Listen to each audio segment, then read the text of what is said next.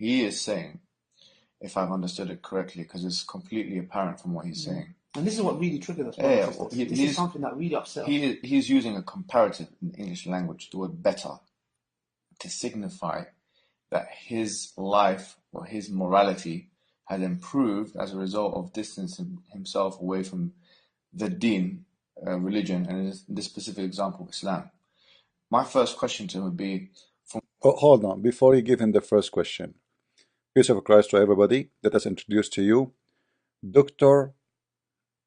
Muhammad Hijab and his nurse Ali Dawa. They are private consultant for family problems. A guy, he said, I left Islam and I am now a better person because I'm not a Muslim. And that hurt their feeling. And now they are going to school him. Look at this. Look at the both of them. Their legs in the top of each other. I mean, and they are thinking, this is the, look, you can see like here the deep thinking and the amazing concentrating in what I will say next. And look what this guy will say, how big the poo-poo he will do. I mean, this guy is priceless for us. You see, before, he was just a speaker corner. We laugh at him. I mean, we don't care what he say because it's a place where people shout. But now, because he claimed, and they claim that he brought victory against David Wood, so we start concentrating and we start noticing how much poo-poo this guy he have. Listen carefully and focus with me. He have a question for this guy who left Islam. Look at the question. where do you get your moral anchorage? How do you derive morality? Where do you choose? How do you know what is right and wrong? From where do you get what is right and wrong? On an objective level. So absolutely from Islam. I mean, come on, this guy, he left Islam, he have no morality no more. My friend, you should learn morality from the Quran as an example. The Quran says you can beat your wife. And that's a very decent moral behavior for anyone in any decent religion. I mean, chapter 4, verse number 34 says, scourge your wife, beat them. The Abdul here will say to us, oh, it says beat them lightly. I mean, I never heard of a beating it's lightly. This is a beating for punishment, and we can show you the hadith where it says that the woman, her husband, he did beat her until her skin became greener than her clothes.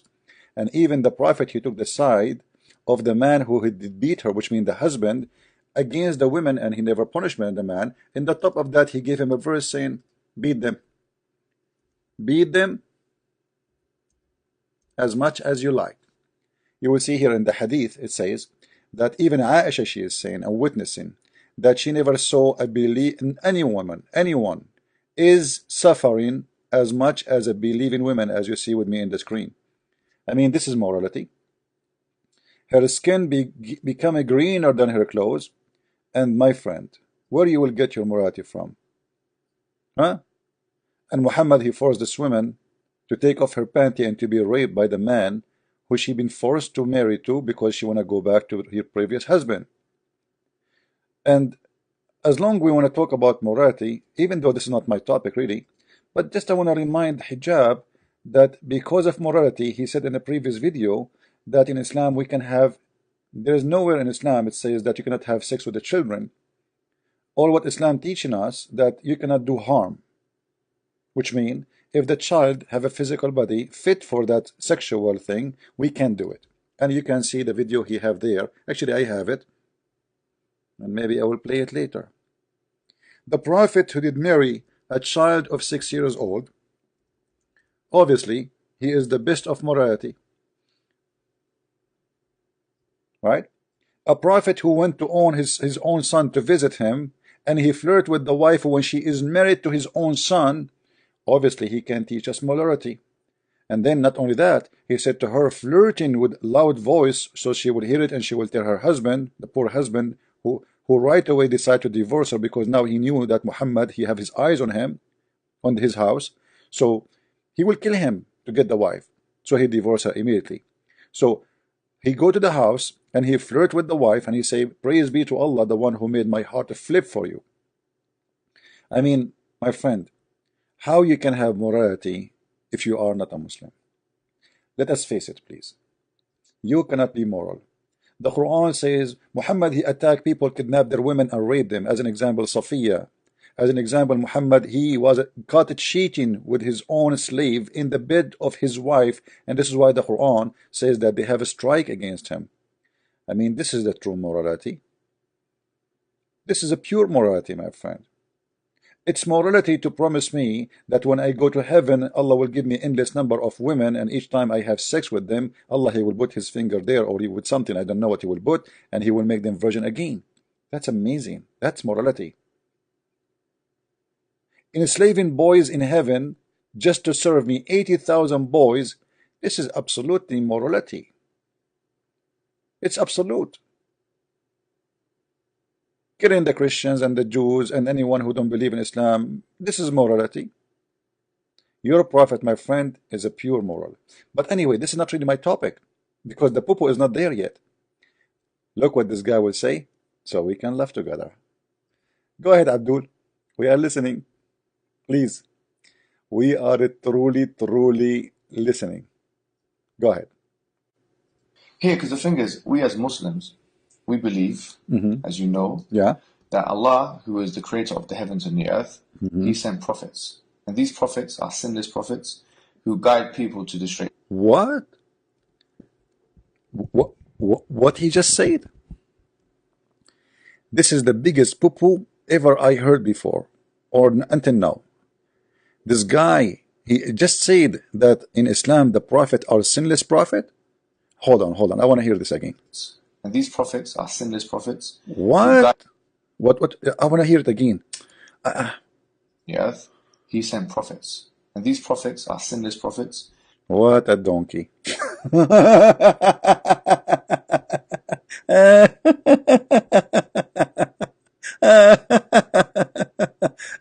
Here we go. Let us get you busted.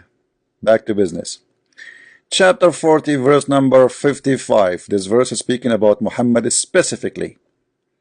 It says, فاصبر إن وعد الله حق واستغفر لذنبك وسب, etc. Let us read, guys. Maybe I'm lying.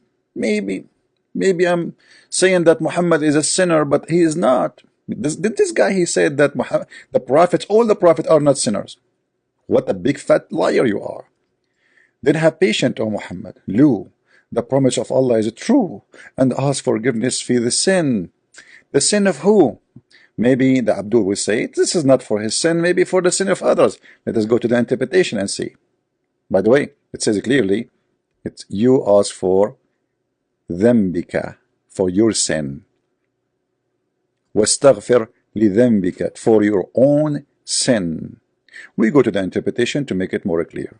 So there's no more dust around, and there's no more fog around us, so we can see it clear. So patient, be patient, Muhammad.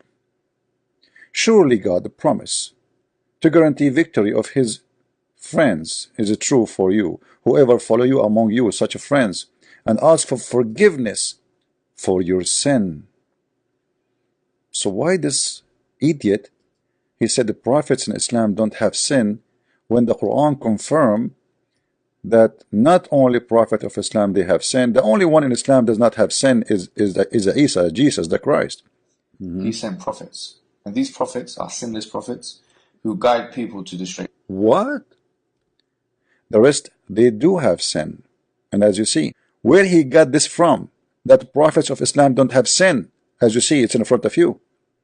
Now, is this the only verse saying Muhammad is a sinner? Absolutely not. Let us continue, brother. He sent prophets, and these prophets are sinless prophets who guide people to the straight. What? I'm learning from you, Muhammad Hijab. I'm learning. This is a chapter 47, verse number 19. It says, وَاسْتَغْفِرْ لِذَنْبِكَ وَلِلْمُؤْمِنِينَ وَاسْتَغْفِرْ لِذَنْبِكَ. Ask for forgiveness of your own sin and the sin of the believers. But this guy, he said, there is no such a thing. Read with me.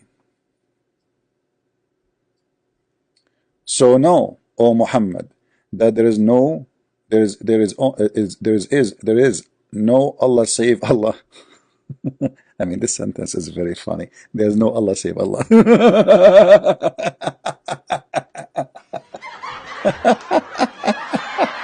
That's, there is no potato, say potato. Ask forgiveness for the sin and the believe in sin. So Muhammad, he have a sin. Hold on. Maybe Christian Prince is misquoting. Maybe this one, it doesn't even talk about Muhammad. Maybe it talk about something else. I mean, you never know. Those Christians always, they say things which is not true about Islam. Let us go to the interpretation. As you see, chapter 47, verse number 19, Tafsir al-Jalalain. Read carefully with me, Abdul, and let us laugh at this joker who claimed that he is a person who have knowledge in Islam. Oh Muhammad, oh mommy, mommy blue, Muhammad hijab, you blew it. Oh mommy, oh Muhammad, ask for forgiveness of your sin. Ask for forgiveness for your sin. So why this idiot, he is saying in Islam we have a prophets who are sinless? I mean, what you expect? Because he is very highly educated about Hebrew, and he was teaching us Hebrew, and he was schooling David Wood in Arabic. He did not read that before. He never saw this verses before. I mean, those most likely those are new verses. He never saw them before.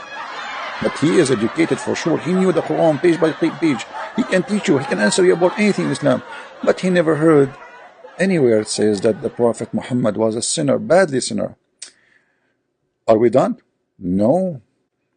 I mean, I cannot even stop my ears from listening to the wisdom.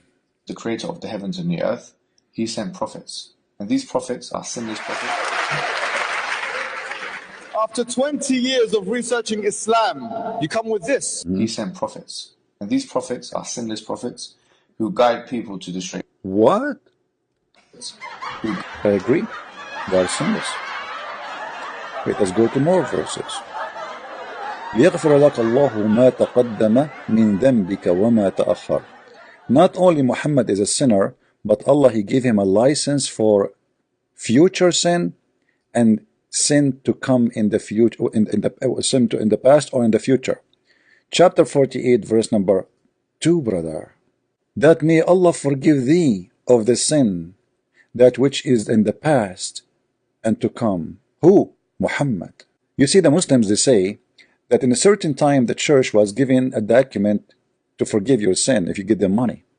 Muhammad, he is the one who came with this document. We don't have it. Your prophet claimed that his God gave him an open license for sin.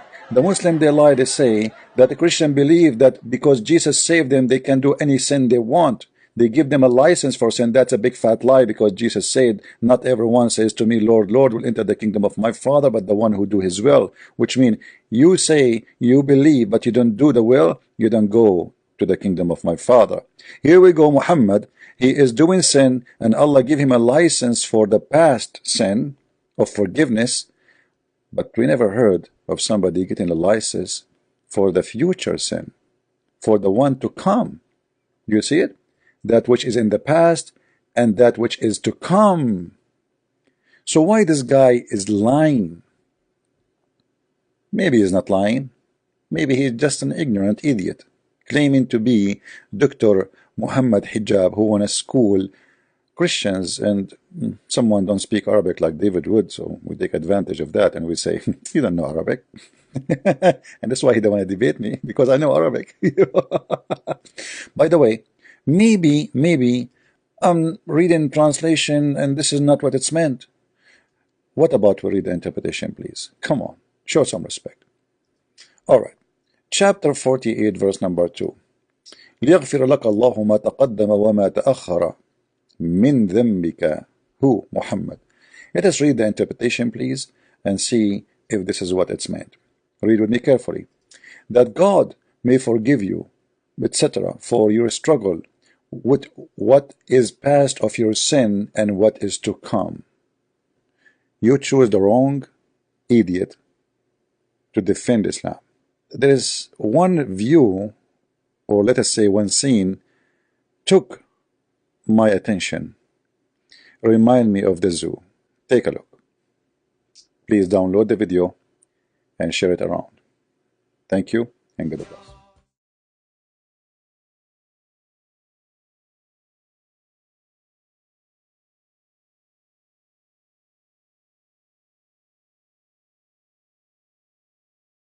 Say that one more time.